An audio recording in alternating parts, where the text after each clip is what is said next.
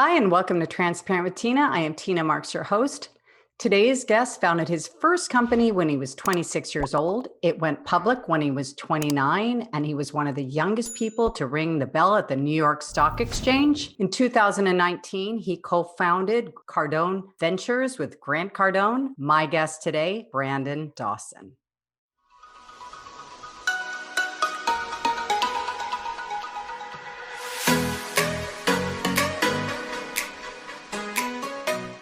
So welcome, Brandon. So glad that you could be here today. It's my pleasure. Thank you for having me on your show. Absolutely. I've been following you for a while. And actually, I work for Tom Ferry International, and Grant actually was one of the guest speakers. I think it was at the summit a couple of years ago. So I am familiar, but our audience may not be. So we're going to kind of go from the very beginning. And I always like to start where you came from. I do know that you started your first company when you were 26 years old and brought it public when you were 29, and actually were one of the youngest people to ring the bell at the New York Stock Exchange. So why don't we start there? How does somebody do that at 26?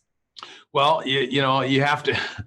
I was a 2.4 high school GPA. I had to make a decision that I wanted to do something big and have the tenacity to grind through every step of the way to stay focused on doing something big. I had a great job. I moved from Portland, Oregon when I graduated high school to Atlanta, Georgia, and became an outside sales rep and loved working, loved just being on my own. I traveled 11 states. I was fairly independent.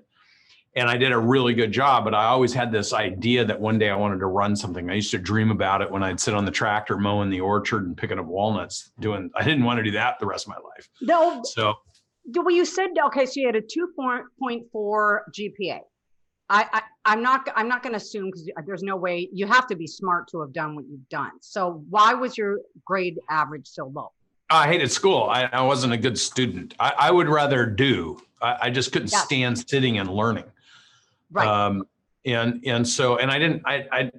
learned early on, I used to work on the walnut orchard. My parents needed the money from the walnut orchard to send my brothers and I to this little private Christian school that they were committed to sending us to. And my junior year, I got grounded because I was sneaking. I was doing football practice, going to school, and I was a busboy at night, so I could afford gas money. And I got this girlfriend, so I'd sneak over to her house before I'd come home, and I was breaking curfew. So my dad and my stepmom grounded me, and they were going out of town for a week, and they said, you need to pick the whole walnut orchard. And I hated those freaking walnuts because your hands would get stained and it was nasty. People would make fun of me. I went to school one day after they left town, and I saw a note on this that the seniors were putting on the lockers saying senior fund drive. They were trying to raise $1,000 for the class trip. That was the first entrepreneurial seizure, as Michael Gerber would talk about it, that I was like, I wonder if I could get some seniors to come over and help me, and then I could go see my girlfriend. And so I invited the senior class, and they came in droves and brought their family, and we just picked that thing clean in 3 days. And then I didn't know how to run the calculator and figure out the money, but I knew my parents needed $5,500 to put us through school. So I made up a number, and all the parents bought the walnuts and ended up generating like $8,800. I never touched any walnuts. I didn't have to do anything. My parents came home and they were like, this place is pristine. And I had $7,800 after I paid the seniors. And they were like, what happened? So I explained it to them. I was all excited about this newfound entrepreneurial idea of me not having to do anything and everyone else doing all the work. and they were ticked off at me because they were like, that wasn't the point. You're supposed to be grounded. So there were some lessons I learned from that experience, which is the more people you throw at a problem where you've got an intended outcome that you want to get, then the faster it gets done. Yes. Second thing is, the very thing you might actually hate, for me, I hated the walnuts, could be the thing that creates life for somebody else. Mm-hmm. And then the third thing is, don't talk about what you do, talk about the impact of what you do. None of those parents showed up to pick up walnuts, and they certainly didn't buy them all because they all wanted walnuts. They did it to show their kids that they loved them. It was a kind of this, you're getting ready to leave and we want to support you thing. And so it resonated with me while I was working, because I always learned, I learned real soon, throw more people at it, have a different message, have the message be around the impact, and find reasons people should transact and do business with you that doesn't center around the thing you're actually doing. Yeah. And I think, and that stuck with me, and I just became a great salesperson. And then I was making a lot of money. I'd moved to Minnesota, got married young, had a 2.5-year-old and a brand new baby. And I quit my job making 150 grand a year at 25, 26 years old, because I saw an opportunity where my customers for the company I worked with were just shutting their businesses down. And because they were at the end of their life cycle, they weren't selling. There was nobody buying them. And I thought, well, why doesn't somebody buy these businesses? So I went to the owner of the business. I said, we should be buying. He said, can't. It's a conflict with my other customers. So I said, okay, I got an idea. I'll see you later. Quit my job. I had, between selling my house and some cash I saved, I had enough for a year to live. Mm-hmm. And I went out and presented to and I moved back to Portland, Oregon. And I drove all over the Pacific Northwest, meeting business owners that I knew were older, saying, I know you're almost at retirement age. If you're thinking of selling, don't just shut your business down. I'd like to buy it, but I don't have any money. So you give me a note for 3 years, I'll buy half, you keep the other half, I'll build it to the next level, and then you'll make more working with me than working by yourself.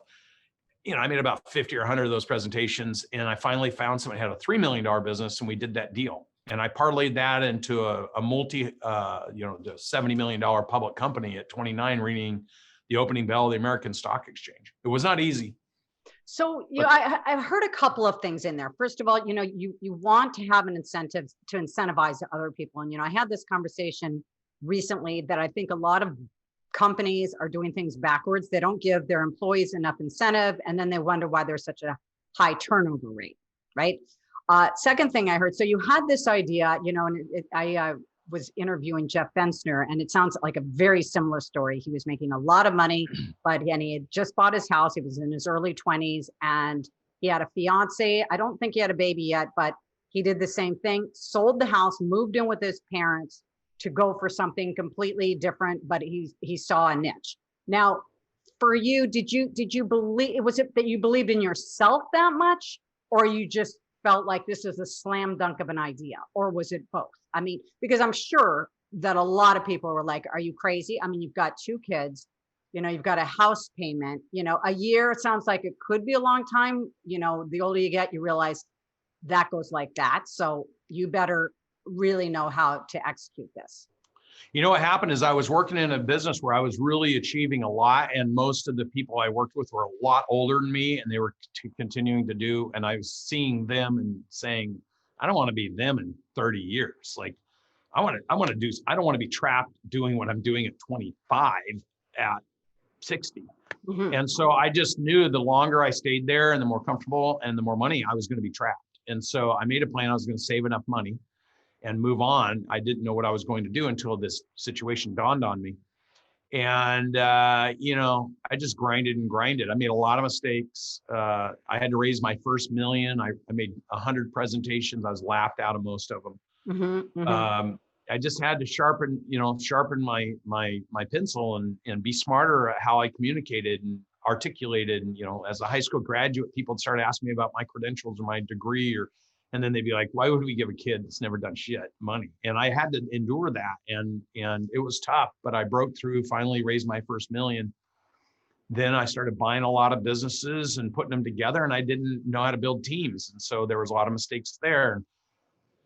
I went from that to raising $6 million with mentors. I found some phenomenal mentors who were willing to take me under their wing and try to help me. And I really ingratiated myself to them, and they gave me the money and they gave me the help. And then all of a sudden I was in New York, the thing I used to dream about, mowing the orchard on the tractor, 88th floor of the World Trade Center, doing deals, raising $18 million with one of the largest private equity groups in the globe. And it just really happened fast once it started happening. But one day my private equity groups calls me right when I'm figuring everything out and starting to finally make money, and created this new program that went from 0 to $1 million a month of profit in 36 months. I just had finally got the model just starting to crank.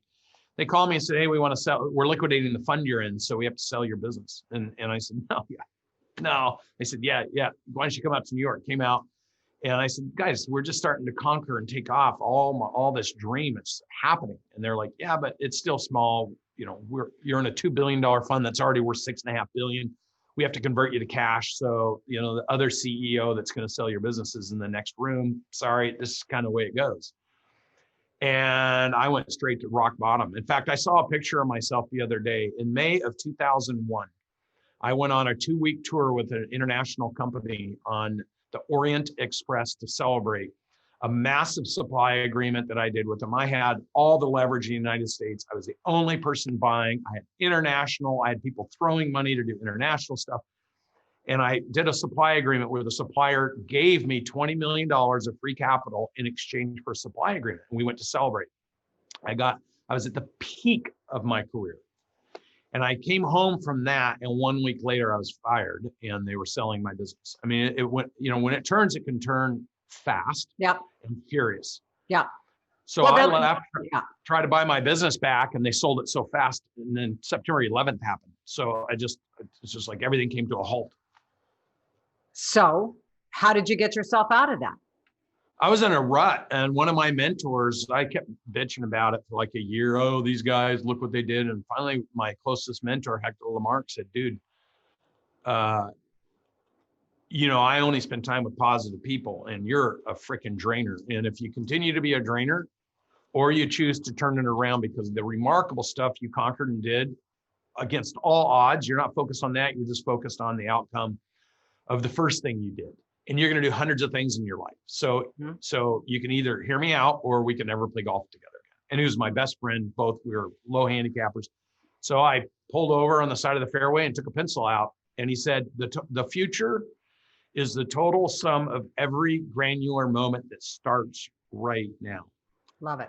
If you're not talking about your future, and you're not visualizing it, and you're not so intently focused on it that it shapes your present moment decisions, you'll never move to your future. And what you think about is what you talk about. What you talk about is what you do. And what you do is ultimately what you're known for. And all you keep talking about is the mistakes, which means I already know you're just going to find more mistakes. Exactly. Exactly. That 10 minutes changed everything for me forever. It's absolutely true. It's a domino. I was on the phone with a client extra long today, and I was just like, all I'm hearing are excuses.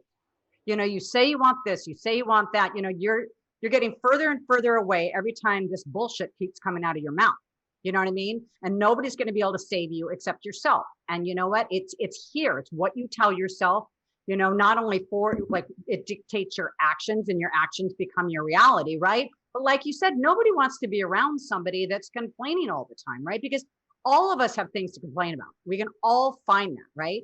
But it's finding like the things that you want to do, and the things that will help push you forward. And my advice to people is, when you start to talk about something that you're complaining about, then you need to follow it up with, and here's what I'm going to do about it. Love it. Yeah, because we know what the problem is. Where's the solution? People get stuck on just focusing on the problem as opposed to the solution, right? You're not going to attain your goals that way. So tell us about joining up and co-founding Cardone Ventures with Grant. Yeah, so what's funny is that I started out as a consolidator, and all the companies that private equity group said, you could be like this, they actually went out of business before I was sold. So I knew there's a problem with consolidation, and I had about 130 businesses, and I was struggling integrating them. And then I created a franchise offering the same things to business owners that I didn't buy. They were using my stuff and crushing it. And then my own businesses were refusing to use it. So after the business sold, I thought about doing a little research on all these, what should have been, according to all the Wharton and Harvard kids, no-brainers that didn't work. And it led me on a path of understanding that I was a shitty leader. So Hector introduced me to John Maxwell, and then Robert Anthony, Beyond Positive Thinking. All the thinking results in your activities, which results in the outcomes. And so I really went on a self-discovery, and it dawned on me in the middle of that, after about a year, 2003, it dawned on me. The problem with consolidation is the cram down model. We're going to buy you, we're going to load the value on the front end, and then we're just going to shove all the costing down, and we're going to move people into executing bigger, better, faster. There's no inspiration. It's just like now all of a sudden everything's hard, just like public companies, quarter. Everything is transactional, short-term thinking, and always feels oppressive. And I thought, I wonder what would happen if you could create a business model where independent business owners could get the benefit of consolidation, but they have the inspiration of owning their whole business, like no bosses. Could they do better? And so So then I was like, okay, how would you construct it? And I started talking to people and they're like, I don't know how you do it. So I thought, okay, I want to construct something that's a win-win. So I want to create a business model where the independent business owners get the full advantage of having a full infrastructure dedicated to them and their mission and their growth. That isn't their boss. In fact, I want to switch. I want to reverse the consolidation theory and, most important, the psychological aspect of it. So instead of me buying you and shoving it down, I want them to own a piece of me and I'll build it for them and then they'll just use it. Mm-hmm. So that was the theory. Okay. Problem was there was no equity structure for that, like where they can own me and I can work for them. And you'd violate tax or franchise rules and all this stuff. So I went on a mission to figure out what that equity structure could look like. So again, I just dug in, working with lawyers, working with accountants. I'm just the kind of person, I'm not a smart guy, but I am a why guy. So I know how to ask everybody the hard questions and I know when they're full shit. So I kept saying, why can't we do this? Why can't we do this? Well, lo and behold, after 8 attempts with the SEC, I got an exemption on my equity model that I created, and I reverse engineered an LLC model to create a co-owned equity structure. I went out to a bunch of business owners and said, if you work with me, you're going to own my business. I'm not going to own any of your business, but I'm going to build the things you need to take your business up by 5-10 times bigger than your peer group. And I launched that business with my last $500,000 after paying the lawyers and building the equity. So I launched it in June of 2004 and did $600,000 in 6 months in June. And in that window, I just scaled the business with what little bit of money I had using the principles I created, that for every month of revenue, I want to try to create another month of run rate. So it started out very granular. I have 90 days of money when I launch. I want to create a 4th month of run rate in the 90 days. So I had to generate a profit. So I had these principles in my mind, because the last business, I raised money, I spent money, then I built the infrastructure, and then I tried to fix it. And it's just always working in arrears. This time, a principle was, I never want to talk about money. I want money to work for scaling and growing the business where I don't have any debt, I don't have to borrow any money, and I don't have anybody that's involved with the equity structure. That was a principle of mine. Mm-hmm. So I started that business with my $500,000. By the 3rd month, I created the 4th month. By the 4th month, I created the 5th month. I kept doing it month by month by month. 2nd year, I did $2.5 million and I made $500,000. 3rd year, I did $5 million and I made $1.5 million. Just parlayed it up to doing 35, 38 million, making $2 million. Although I could have been making 6, but I realized about halfway in 2008, 9, and 10, all the manufacturers were buying retail the way I did back in the late 90s. And I knew they couldn't run it. So I pivoted the business to creating an R&D team, a technology team, and a business development team. And I went to creating software to make the business work really super easy. Mm-hmm. And then deployed it through all these independent businesses, and they outgrew their peer groups 3.5 to 15 times in performance and value. So I got the attention of these manufacturers, these multi-billion-dollar companies. And so I started that business, generated 50 million in profits. I reinvested those profits, grew the business to 200 employees. And then in 2016, we sold the business for 77 times EBITDA, which is one of the highest valuations ever paid for a operating company. And this is Audigy you're talking about. That's correct. Okay. 151 million. But what I did in the last 8 years is I really focused on the business principles that I used to build my business, and I reverse engineered them and taught independent business owners across multiple industries how to do this.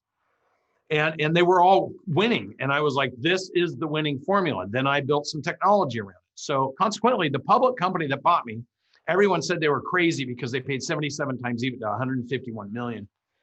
They were $16.25 a share when they bought me. 4 years later, my team still runs the operations for that public company. They've turned their C-suite over twice. My team has stayed there. And the stock today is at $79. So we added $4 billion in value. 79. 79. And it was so we added $4 billion in value.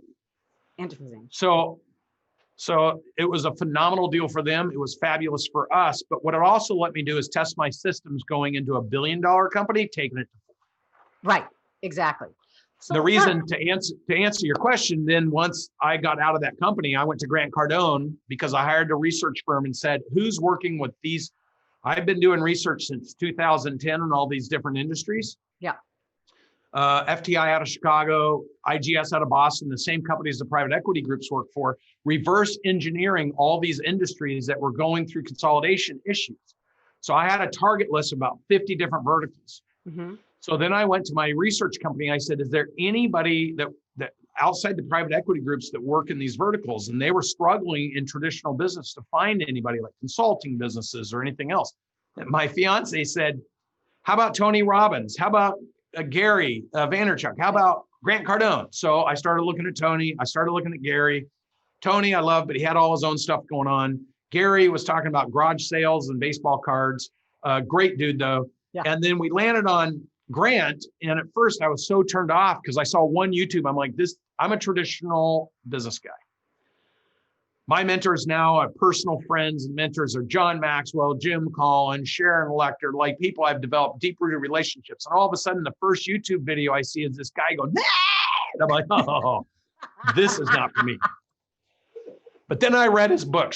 My fiance made me read his book. Said, you got to read his book. As soon as I started in a 10X rule, because there's a thing, and you know this, when you know what you know, like the minute somebody starts to speak with, well, I tried that, or it didn't work for me. You already know what's wrong. Like you don't need any other definition. You don't need to hear it. You know, they got a broken thinking. They created a broken result and now they validate it and now they're going to die with it. Exactly. You don't need any more BS. You don't need people that don't understand this. When you're working with high performance people, you can see it in their energy and their body language even before they speak. Well, totally. So I hired that research firm and I said, I want you to do research on Grant Cardone. Like, I don't know much about him on his business aspect. They came back and said, 60% of the verticals you've done 10 years worth of work on, he's got a sales training business that sells to 60% of those verticals. So I'm like, we're going to GrowthCon. And then we did what I do. I created the intention with Natalie to meet Grant and Elena, present to them what I had built. And we launched a partnership. It'll be almost 18 months ago. And we are working with thousands of businesses already. Fantastic. That is such a great story. You know, looking back on this, okay, I mean, let me ask you this question. Maybe at the time it would have been different, but would you say that, do you believe that everything does happen for a reason, for our highest and best good? I believe that if you choose to believe that, you'll take whatever happens and learn from it to create your best version of yourself. I believe that you're either intentionally creating or you're drifting. And I believe the universe has a much bigger perspective about what the opportunity is, but you have to take the action yourself to move into that. It's not going to happen for you.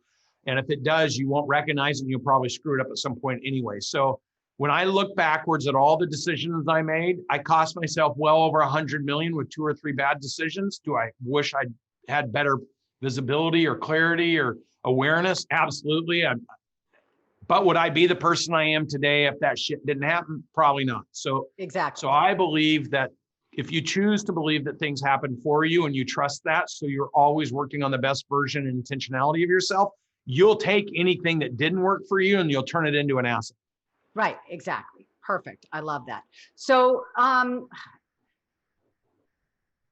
that's probably, you said that was the rock bottom of yours. So I was going to ask you to tell a story, but you basically already told that. So you keep talking about mentors, which I believe, you know, I think has been undervalued, and almost everybody that I have on my show talks about it, having a mentor and how important it is, a coach and a mentor, because they're 2 different things. You, how would you, and you are, tell us about your mentor programs, because I know that you have something that is called mentor programs, correct? Yeah, so I just took what I did. Hector started with Hector, and he introduced me to Robert Anthony. I read Beyond Positive Thinking. He introduced me to 21 Irrefutable Laws. I read John Maxwell. Then I read Jim Collins' work, and then I rebuilt all this. It crystallized the mistakes I made. And I was like, gosh, I wish I'd have known this before. And I moved. This is creating your intentionality. I moved from reading their work 2 years later, going in their businesses and helping them in their businesses with the stuff I learned from them, but put it all together based on my experience. So my mentors moved from people I didn't know to people that I'm close to and I'm friends with and I'm executing with in their business, helping them as a give back for what they gave to me. So consequently, I became very close to John, I've worked with Gerber. I've worked with Sharon. I've worked with, it's just like my mentors all of a sudden became my inner circle. Mhm. And so I manifested that. An example of that, because I talked about it before I ever met Grant. If you go back and watch the B. Dawson show, I talked about mentors, how to attract them in your life, how to ingratiate yourself. Where do you find that? I'm sorry. The B. It's Dawson my show? personal podcast. It's called the B. Dawson Show on iTunes. Okay. I got to write that. I talk about mentors before I partnered with Grant Cardone. And I said, we're heading to GrowthCon and I'm going to make Grant. I'm going to move into a relationship where I'm going to work with Grant. Now, I said that before I even met Grant. So you manifested that. I manifested. I wanted to create a record of exactly how to do that. So what I teach is for people to exactly learn how to do that. But I got an interesting point when you said, oh, I was going to ask you about rock bottom, but you already covered that. Interestingly enough, I haven't actually covered my rock bottom yet, because in 2002, when I lost my business, I was devastated. Okay. When I sold my business and I got them $100 million, I was devastated. I went through a year where I was devastated. Because I lost my purpose. All of a sudden, everything that I was doing and fighting for just went away. Yep. And people will say, well, yeah, we had $100 million. I get emotional talking about it. I am so glad that you brought that up, because you know what? That was my rock bottom. When I had 100 million in the bank and I didn't think I had the courage to go to the next level, and I was going to give up on all the things I dreamed about. You know what? I think that is so inspirational. And I know that to be true because that has happened in my life too. When, one of the best things that ever happened to me, and I share this, I lost everything, whether it was career, money, personal, it all disappeared at one time. And when I was going through it, I just didn't know if I was going to make it to the next day. And now that I'm on the other side, I needed to learn those lessons about myself. And I've never been in a better place. And so those of you that are watching and think, if only I had the money, then everything would fix all my problems. Well, you know what? If you don't have a purpose and a passion, the money means nothing. That's what you're saying, right? So if somebody were to say to you, would you rather live on, $100,000 a year and have a passion, or, be making $1 million a year doing something like something that you're just not interested in and that you're just existing every single day? I'd say that neither of those choices would be the choice I would make, because I believe if you are passionate about something and you're smart about it and you understand how to create the impact, you're going to get big accidentally. So you don't need to focus on the money. The money, financial freedom is what people, I help people redefine financial freedom. Freedom is your definition of where you see yourself in the future and creating that and manifesting it. For some people, it's having a lot of money. For some people, it's about doing amazing and remarkable things. For some people, it's about saving lives. For some people, it's about going to wars and winning them. For whatever that is to people. If you're a fighter, it's about being the champion UFC fighter. Right. So now money follows success. And success follows money. So that cycles. But at any point, if you're not happy about where you're at, you're not actually going to be as successful as you could be. So you can't have one without the other.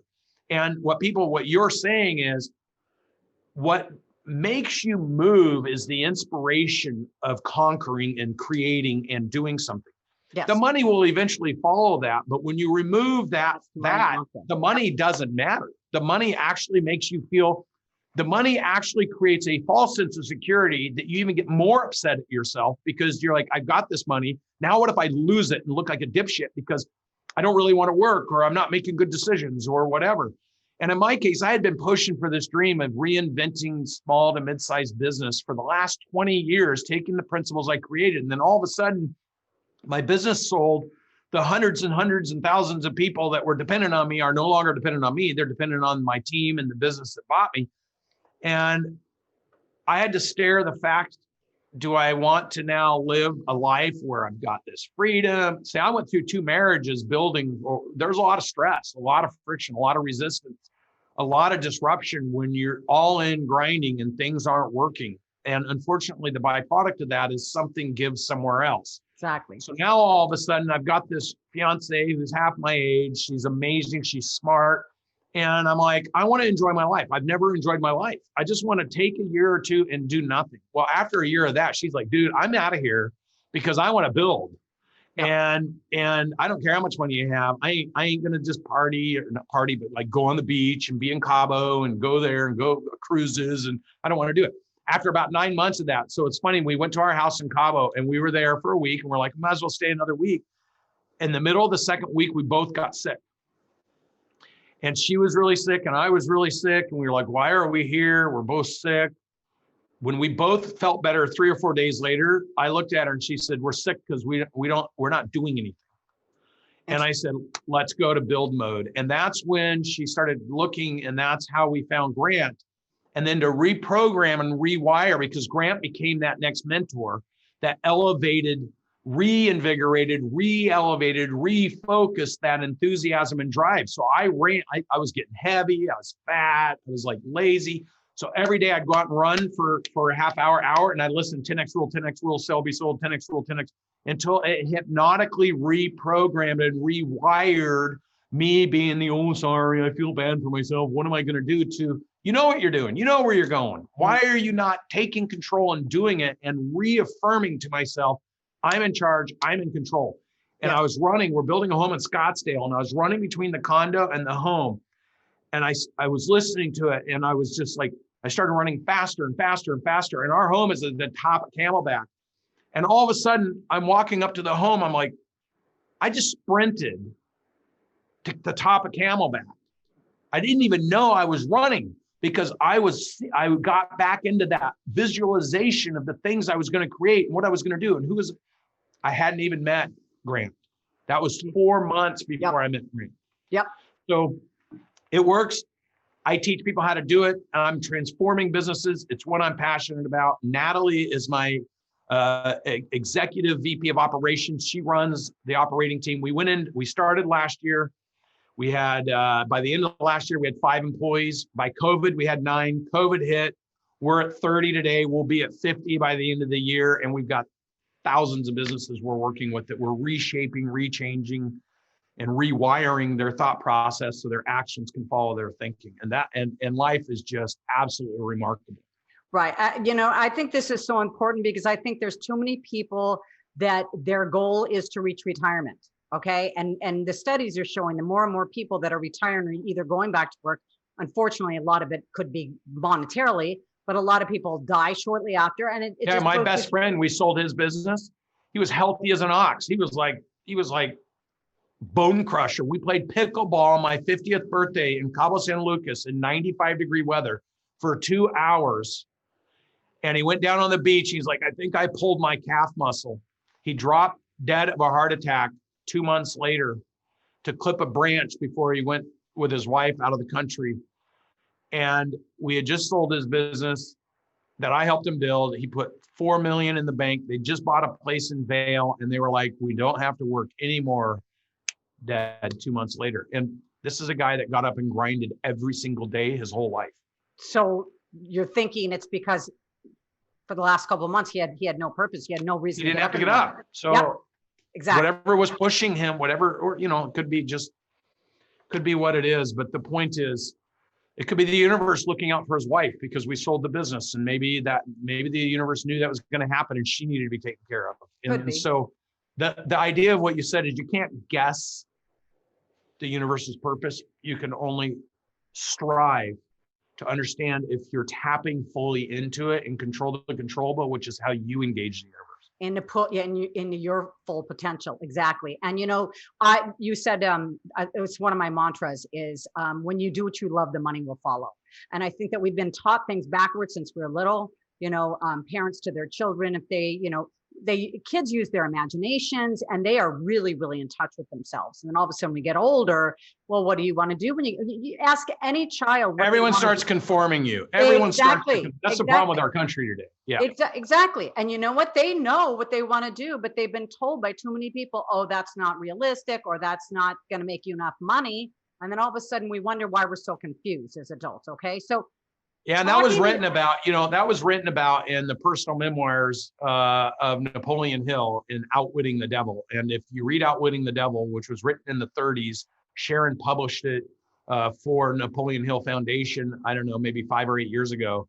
If you read that book, he perfectly describes the difference between active engagement, which are the people that can't be controlled and manipulated in society 50 or 100 years later. They'll be the outliers. They'll be the people everyone says has a problem. And the drifters, the people that are conforming and being managed and being manipulated by fear and anxiety and walking like blind sheep, they'll be the rule. And if you are outside of that, you'll be an outlier. And exactly. Exactly. Because most people are most people are the followers. There's not too many leaders. So what would you say to somebody that's in high school that's doing poorly? I mean, I think this reflects a lot about our school curriculum. I'm not going to go too much into that right now, but I mean, I was the same person. I had a very, very quick mind. My son is the same way. I was bored out of my mind in school. I mean, I did well just because I was scared of my father and what he would say. But I mean, I couldn't tell you anything I learned in high school. You know, I would learn enough. I mean, I would learn it enough to regurgitate it on the test the next day, but that's about it, you know? So what would you say to somebody that like doesn't know what they want to do, doesn't, you know, think with the grades, they're going to get into college, probably doesn't even want to go into college, doesn't have a clue of what they want to do. Any tips that you would give them to spark their curiosity, to figure out what their purpose is and their gifts are to the world? I mean, how does somebody start? You know, what's amazing in this business is I have 16-year-olds that have $1.5 million landscaping businesses. I have 16-year-olds that make hundreds of thousands a month teaching other people, adults, how to use social media. So what I would say to anybody is, here's the deal. Don't conform to anyone. Pick your target, visualize what you want your future life to look like, and then ask yourself this question. What are the problems other people have that I can find a way to help solve that problem, and then put a fee around it or monetize it and go out and start proposing to people you'll solve their problems by helping them do something else. The mistake young people make is they've been conformed into thinking they have to do what other people tell them to do, and they have to do it the way that people tell them to do it, and that they have to follow this formal process in life in order to succeed. But really all that is the people telling and projecting them their limitations because they didn't choose to do it differently. You can do anything and everything you want to do if you're dedicated and committed to doing it, but you have to find the right mentors. It's a process I created for business owners. There's 8 things that you have to master. If you master these 8 things, I don't care if you're 12, 15, 20, doesn't matter. The 8 things are, first, you got to learn to promote yourself, promote whatever you're doing, promote. It's a Grant Cardone rule. Second, you got to learn to generate some kind of profit. Like you got to get an exchange of money and make money on whatever you're doing, because that's an art. You need to learn to do it, and I'll explain why. Otherwise, it's a hobby. It's a hobby, but there's 31.5 million small to mid-sized businesses in the United States. 2/3 of them are going to fail in the 5 years. 25 million of the 31.5 have 1 employee because they never learn these principles. So just learn them first, and then you'll start a business and succeed. Okay. So promote, learn to make a profit, create a process that took your promotion, turn it into a profit. The multiplier for those 3 Ps is then bring another person in, is people. So if you master the 4 Ps in that sequence, business owners want to promote and hire people to do the job. It never works. That's why they go out of business. Now you got to master the 4 Ms once you master the 4 Ps. Model, mimic, master, and the multiplier is multiply the people. You master those 8 in sequence. It doesn't matter what you do. The what you do doesn't matter. It's who you do it with and how you do it. And if you don't learn that, then the what is going to be irrelevant. And that's why so many business owners get trapped and they stay small. So in your mentorship program, you mentor people from all ages, all across the board, correct? Anybody that chooses to opt in and can afford to take my time, except for those few that I choose to mentor because I'm aligned and interested in developing them. Okay, so it's with you personally. I have a whole process. I created a 350 leadership series over the last 15 years that I just reshot based on all the stuff I've learned from my mentors. Okay. So I have little pieces, me leadership, and we leadership, and transformational growth leadership. Okay. I've created so many business formatted systems that I can teach, like the 4 Ps and the 4 Ms. I could talk about that all day. And if you can't master those 8 things, nothing else is going to matter. Right. So teaching people how to set goals, how to find examples of people who have accomplished those goals. Yes. When I was a kid, I looked at Warren Buffett. I knew at 27, 28 years old, Warren was worth 10 million. Consequently, when I was 27, I was worth 10 million. By the time I was 29, I was back down to only being worth 300 grand. I made a technical mistake. I recalibrated. Fast forward at 47, I was worth 78 million. Warren Buffett was worth 78 million. I understood there's a gap between 48 and 55. Warren was worth 500 million. So all of a sudden I'm like, I need to find a mentor, not my old mentors. They got me where I'm at, but I need to find a mentor who can push me further to get me from 100 million to 500 million. And I started looking. That was one of my criteria. And I wanted to do it with Natalie, my fiance. She wanted to do it with me. So finding somebody that was doing it with somebody they wanted to be with became a criteria. So the more you can tighten your criteria, that landed us on Grant and Elena Cardone. He's worth $400 and something million. So I'm drafting behind Grant, creating value for Grant. I will add an extra couple billion to Grant's net worth. He is adding a couple extra billion to my net worth. So finding the right mentors, offer a hand before you ask for one. You've got to contribute to them if you want them to contribute to you. And then be okay drafting behind them. And then go all in. And if you follow that with mentors, you can go anywhere. The problem is most people pick their mentors too small. And then they get there and then they don't ingratiate, or they don't take enough from the mentor. And then they don't model, mimic, and master what the mentor did. So they don't actually learn to perfect what they're trying to do. So they can't go to the next mentor. They just stagnate. Yes, but Brandon, I mean, if somebody is picking somebody, I mean, I'm sure a lot of people would say that person's never going to talk to me. You know, maybe that's why they're not shooting as high. And when you say bring something first, the question would be, what could I possibly bring? If what I'm This is what you and I are talking about. As soon as they said that person's not going to talk to me, they just created the conditions for that person because they just said they're going to be irrelevant.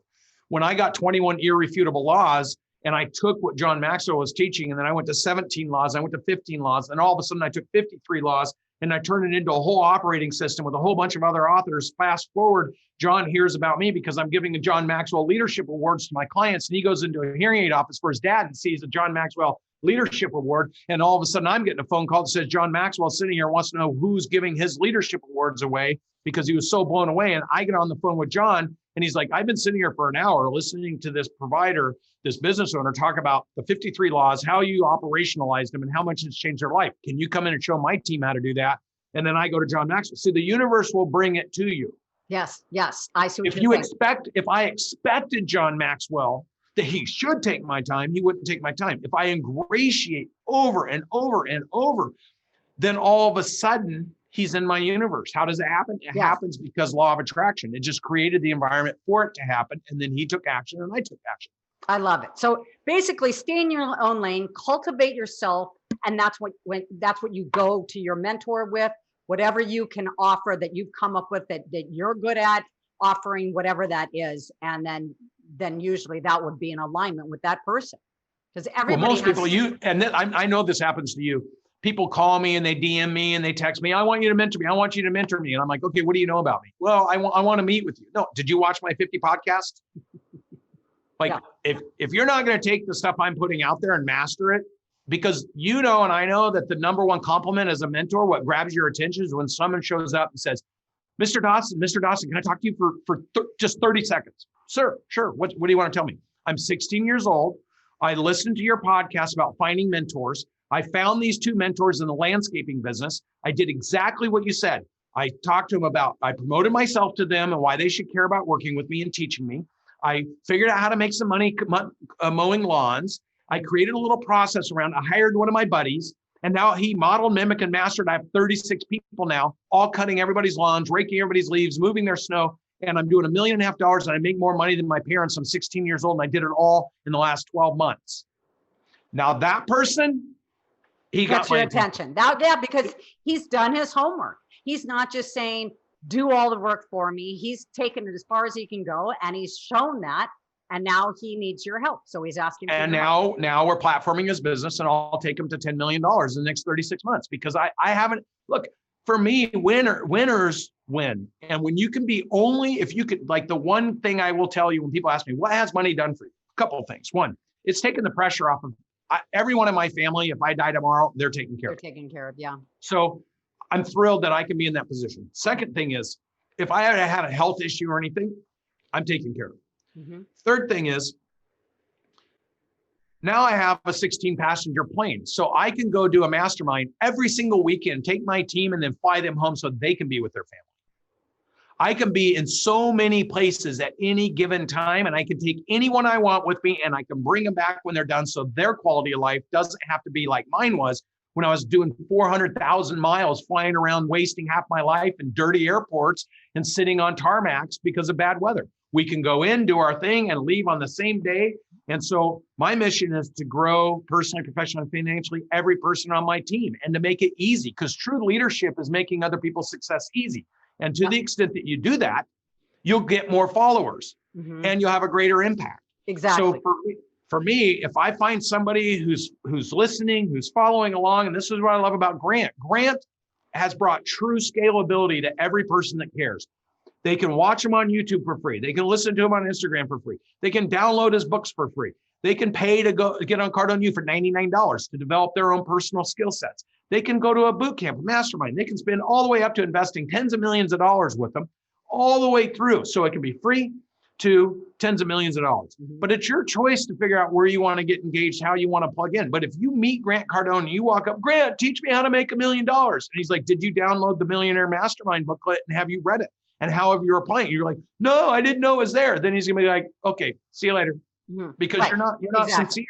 I completely agree with you. In fact, yeah, I'm listening to his 10X rule book. I mean, I love it. I mean, I listen to probably 2 books a week. I use the most of my time when I'm walking my dog for an hour. I'm using that time to listen to a book or a podcast. I mean, these are things that keep you going. And you were saying too, like, pushing your body. I mean, it's mind, body, spirit. It's all connected. And, the more that whatever you feed is going to grow. So if you're feeding your mind with great thoughts, other people learning more. I mean, they say that there's a study that's been done that the happiest people are always constantly learning something. It's funny. In the beginning of the interview, you said, I didn't like to learn, but I don't think that's true. You didn't like to learn the way they were teaching. Oh, I love to learn. I wanted to circle back around to that. Yeah, I didn't like the way they were trying to conform me in school. Exactly. I just wanted to make sure, because there's no way you could have gotten where you are if you didn't like to learn, right? Hey, by the way, I is that a set or is that your actual office? It's a green screen. It looks amazing. Yeah, it should be our office. I want an office like this. It looks great. I think you could have one if you want. I'll send you the picture. You should see my office I'm building in the home in Scottsdale. Where are you located? I'm in Palm Desert. Not too far. So I have a place out in Palm Desert too. You do? Yeah, I've been out there 21 years at Bighorn Golf Club. I'm about a mile and a half away from you. Yeah. I'm in between Portola and 74. There you go. So you'll be coming out pretty soon, because it's still a little warm, but next time you do, I want to meet you and your, is it your fiance or is your wife? Yeah, fiance. Well, she was supposed to be my wife on 10/10/2020, but because of COVID, we pushed it to next year. Okay. Are you going to get married in the desert? No, we're going to do it in Cabo. Oh, okay. Cabo. Yeah, we've got a place there as well. So we love it in Cabo. Our house will be finished and completed in March. Right so we'll be doing between Arizona. So you like the deserts, Arizona. Been going down there for a long time. Right? Yeah. Okay. Well, thank you so much. So how do people get a hold of you with your mentor? What's the best way? Through your website? Yeah, no, the easiest way, if you want to communicate with me and see what's up and see all the activity that's going on, is just at Brandon M. Dawson, my Instagram. Say it again. At Brandon, BRANDON M.